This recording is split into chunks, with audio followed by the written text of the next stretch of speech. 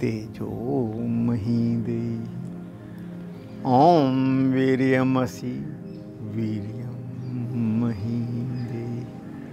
ओम बलमसि बलमही देहि।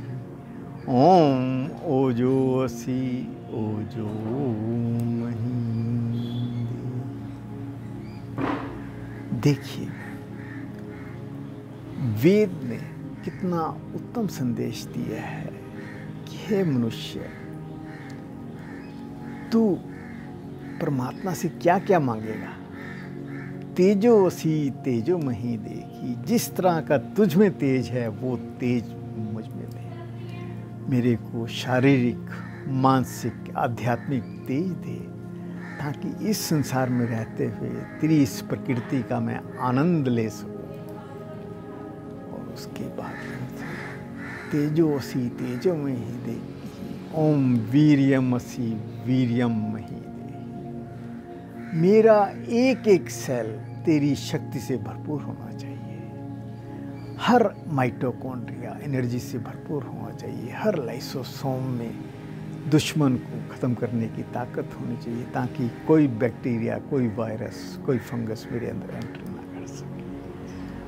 बलमसि, मेरे एक एक सेल में, एक एक मसल्स में, एक एक मांसपेशी में पूरा बल होना चाहिए, ताकि मैं संसार के कार्यों को बड़े आराम से कर सकूं। इसके अलावा मांगा है ओजोऽसि ओजोमही देहि। मेरे अंदर वो असीम शक्ति होनी चाहिए, ताकि मैं हर दृष्टि से अपने आप अपनी रक्षा करने में समर्थ हो सकूं। देखिए, हमने परम पिता परमात्मा के गुणों का आह्वान किया है, उसको बुलाया है, और यही हाल हमारे हर एक प्राणी में होना चाहिए। आजकल के इस वातावरण में हम सब ने देखा है कि कोरोना में लोगों को बहुत तकलीफ हुई है। उसके पीछे कोरोना कम था, हमारी जो अंदर की शक्ति थी वो ज़्यादा मैटर कर रही थी। हमारी इम्यूनिटी जिसे बोल देते हैं, हमारा ओज, हमारी शक्ति, उसके कम होने से हमें ज़्यादा तकलीफ हुई है। हम अगर कोरोना कितना भी भयंकर हो, पर हम उससे मजबूत होना चाहिए।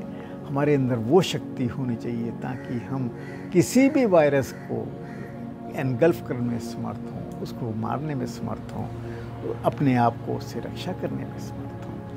और वही जो हमारे अंदर कमजोरी थी, हम सबको उसने बहुत दुखी किया। अब देखिए, जिसके अंदर ओज था उसको वायरस ने कुछ नहीं कहा। जिसमें थोड़ी सी कमी थी उसको खांसी जुकाम हो गया। जिसमें उससे ज़्यादा कमी थी उसके फेफड़े इन्वॉल्व हो गए। और जिसमें बहुत कमी थी उनको कभी वेंटिलेटर भी जा रहे हैं, कभी आप ऑक्सीजन लग रही है, क्योंकि हमारे अंदर वो शक्ति नहीं थी उसको सहन करने की। अब हमें क्या चाहिए? इससे हमें एक विशेष शिक्षा लेनी चाहिए कि हमें अपने आप को इतना दृढ़ बनाना है कि हम संसार में आने वाले किसी भी तरह की इस आपदा से निपटने में हम सक्षम हों। एटलीस्ट जो वायरस, बैक्टीरिया वगैरह हैं उससे तो हम सक्षम होने चाहिए। क्या होगा, थोड़ा सा कोई वायरस अब ये गया, कोई दूसरा आ जाएगा। अब जैसे डेल्टा वेरिएंट आ रहा है, अगर आप सक्षम हैं तो कोई डेल्टा वेरिएंट आप पे हावी नहीं हो सकता। और इसी प्रकार अगर किसी को कोरोना हो गया है और उसकी पहली शक्तिहीनता के कारण उसको बहुत तकलीफ़ हो रही है, बहुत कमज़ोरी महसूस हो रही है, वो उभर नहीं पा रहा, तो कुछ नहीं करना। आयुर्वेद में बहुत कुछ है, बहुत कुछ है इसके लिए। आप खाली अमृता गिलोय का इस्तेमाल कीजिए, आपका मोरिंगा का इस्तेमाल कीजिए, सहजन जिसे बोलते हैं। आप केवल मात्र असगंध का इस्तेमाल कीजिए। अब ढंग से किसी भी आसपास के वैद्य से पूछ कर इनका इस्तेमाल शुरू कीजिए। आप देखिए, आपके अंदर असीम शक्ति दिन भर दिन आती रहेगी। इसके अलावा अनार का सेवन कीजिए। आयुर्वेद में अमृतारिष्ट, द्राक्षासव, अश्वगंधारिष्ट एक ऐसी उत्तम औषधि हैं कि आपके अंदर भरपूर ऊर्जा का उत्थान करेंगे। इसके अलावा हमारा सबसे प्राइम तो है, हमें अपने खान पान का बहुत ध्यान रखिए। हमेशा फ्रेश चीज़ें ही खाइए, fresh food and fresh fruits. नित्य एक्सरसाइज करना, योग करना इसके लिए बहुत लाभदायक है। अक्षय योग इसमें बहुत उत्तम काम करता है। और इसके अलावा कोशिश करिए किसी भी रूप से केमिकल ना लिया जाए, क्योंकि हर केमिकल हमारी शक्ति को क्षीण करता है, चाहे वो प्रिजर्वेटिव के रूप में हो, चाहे पेस्टिसाइड के रूप में हो, चाहे केमिकल दवाइयों के रूप में हो। हर केमिकल ने हमारे शरीर को क्षीण कर देना है। और इसकी विशेष चीज़ हमने आजकल इस कोरोना काल में देखी।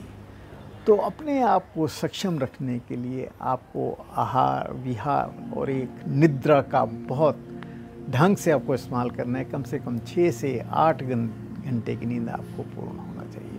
अगर आपके अंदर ये काबिलियत है तो ना तो जो पहले आपको तकलीफ़ हुई है उससे तो उभर ही जाएंगे, आपको आने वाले समय में भी कोई किसी प्रकार की विशेष दिक्कत नहीं होगी। ओम शांति शांति शांति।